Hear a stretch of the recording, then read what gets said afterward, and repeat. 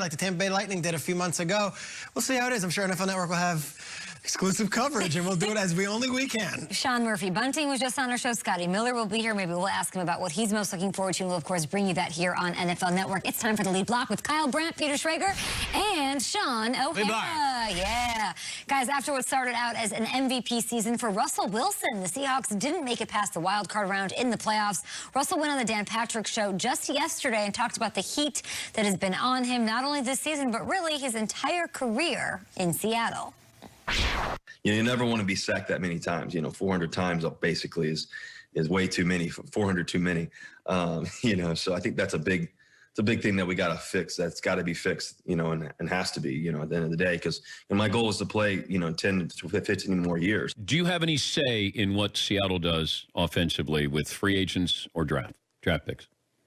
I think that it's, I think that ultimately, for me personally, I think that I want to be able to be involved, because at the end of the day, it's your legacy, it's your team's legacy, it's the guys you get to go into the huddle with, and at the end of the day, those guys you got to trust. When you think about, one of the reasons why Tom went to Tampa was because he felt like he could trust those guys, and Bruce was going to give him an opportunity. I think that relationship's really key, and that dialogue between, especially being a veteran player, that dialogue is really important.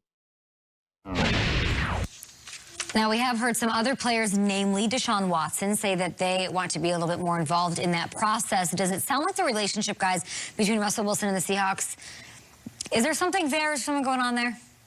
Maybe. I think it's interesting, an interesting commentary on the Seahawks in general. Like, the Seahawks right now, to me, they're just like Packers West. They're going to be in the playoffs pretty much every year, and every year they've made the playoffs since the Malcolm Butler interception. I've never for one second thought that they were going to win the Super Bowl. They've always in this, we're very good but not great. Like this year's Seahawks team is so instantly forgettable. They get to the playoffs and they're pretty good, but they just lose to the Rams, and it's just like you don't remember the 2020 Seahawks, and I think that's a problem.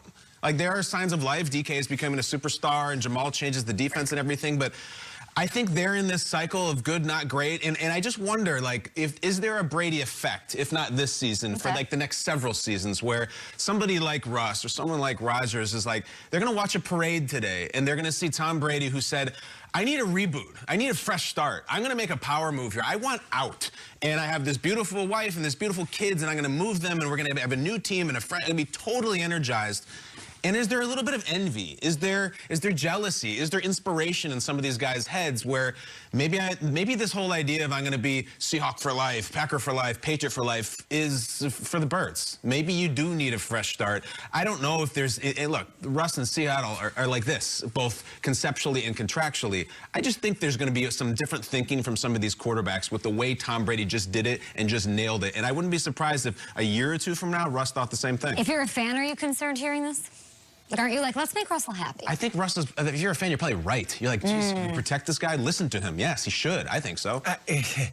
I go both ways on it, because in one part, I'm like, it's Russell doing an interview with Dan Patrick. He's just talking, and there's no, like, don't make too much out of this thing. I don't think he's actually have a problem. If he did, he would go to John Schneider, bang on his door, and say, let's figure this out. I'm unhappy.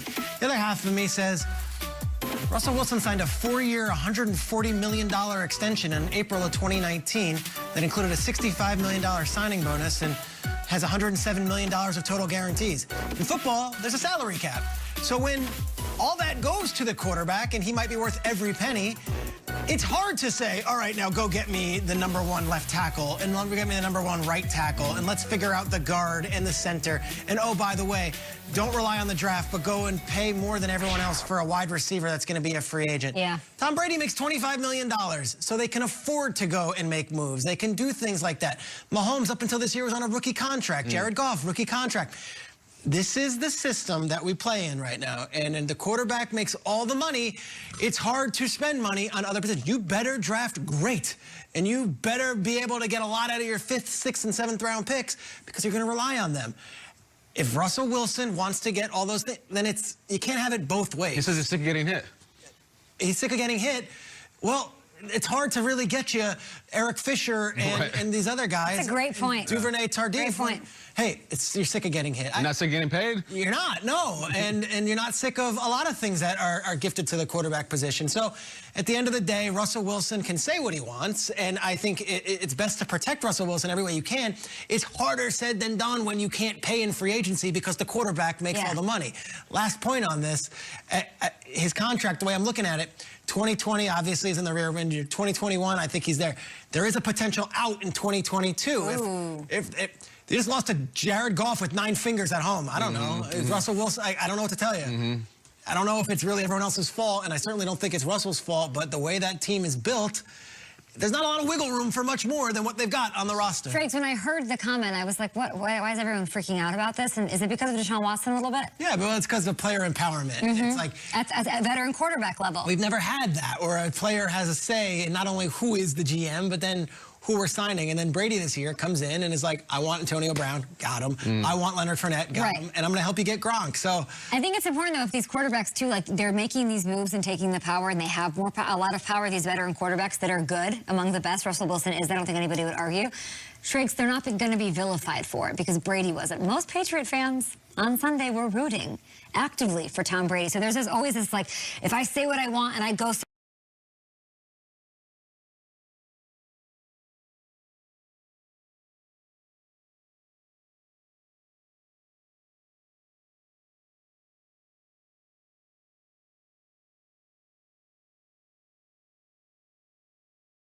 somewhere else and make a move, am I going to lose my fan base? I want to play for that same team. Like, that's not the case. And I think that Brady doing that, being there for 20 years and not being vilified for making the move is helpful to these quarterbacks and strengthens them and empowers them. He wasn't vilified, and the other part is the grass greener? And in Brady's case, he was like, it is. Does Russell Wilson? I don't think it's worried about losing the fans in Seattle. Whatever Russ does, he's a legend. He's Super Bowl champion, and he's been Walter Payton Man of the Year now. But where are you going? Because Seattle is one of the best organizations in the entire league, and they're in the playoffs every year. Where else is there for you if you really do want out, which I don't think he does? These kind of divorces are always, you know, I mean, yeah, there's some amicable, and then there's some that are sloppy, to your point. Brady, for them, it was time, right? So it was 20 years. They both had earned the right to have a fresh start. Even with Stafford, you know, I don't think anybody's really looking at it like, oh, man, this was a good call. You know, this was a good decision. They worked out well for both of them. And there's no hard feelings for Stafford or for Lions fans. But with Russell Wilson, you know, look, I think what we're seeing right now, and to answer your question about, like, for Seahawks fans right now, it's early in the morning. So, you know, you've got the world's best cup of coffee in your hand right now, and you're trying to figure out what's going on, what happened, what did Russell say? I don't know. Maybe you didn't hear it. Maybe, like, chill out. Chill. Well, Russell did not say anything inflammatory. Here's the one thing that I do know. When you're a quarterback of a franchise, everything you say is going to get twisted, it's going to get re-aired, it's going to get criticized, it's going to get looked at in positive lights, negative lights. And you go on show with Dan Patrick, boy, he is a smoothie. Dan Patrick and the Danettes, he will pull it out of anybody. I mean, he can pull blood from a rock. So Dan Patrick is great at opening people up and letting them just talk freely. But they're blaming Dan Patrick. I love it. No, I'm not blaming Dan. I love Dan. But what I'll say is for Russell to say, I'm tired of getting hit. Oh, here's the offensive lineman here. Let's go. Hold up, brother. Hold on a damn second. It's on him man, too, R-Dub. I know your name is Dangerous, right? Oh, boy. All right, you want to run around and you want to extend plays. Look, they traded for Dwayne Brown. Great move a couple years ago when they brought in that left tackle. He has solidified that position and helped you out. But I look at these sacks, and you know, you showed the full screen of the most sacked quarterbacks since 2012. Well, look, in the last 3 years, nobody's been sacked more than Deshaun Watson. So the two parallels of both of these guys is they like to run around. They like to use the back door as a way to get out. Sometimes it works, sometimes it doesn't. So for Russell Wilson, congratulations, my man, Walter Payton Man of the Year. He did a great job at NFL Honors promoting his Why Not Me Foundation. And I'll throw it right back on you. Why not you? Ooh, why not Sean, you be the one to fix that and throw the ball? Get it out of your hands, and you won't have to take all those hits. That's all I'm saying. I think there's a lot of love. The one thing that Russell Wilson said, I think every fifth word in his acceptance speech of the Walter Payton Man of the Year award was love. He went full Jackie Moon. Everybody love everybody. And I think that he's got an unbelievable love for the city of Seattle, for the Seahawks, and I think his relationship with Pete Carroll, it's built on love as well. So I don't think we're going to see any 1-2 stepping from him. Oh, boy, a Sierra drop. I love this. You're saying that he threw the offensive line under the bus a little bit. Just like you threw Dan Patrick under the bus. It's okay. No, I didn't throw, I know, I'm throw kidding. Dan Patrick on. See how you twisted it? You twisted it. I love Dan Patrick. Anytime I get a call from Andrew Howard or a text saying Dan Patrick would like you, I think two things. All right, somebody canceled, and I can't wait to jump on it because I love those boys. At I put my hands on one of them. Oh, McLovin? Huh? Who'd you put your hands on? I think it was Paulie? Not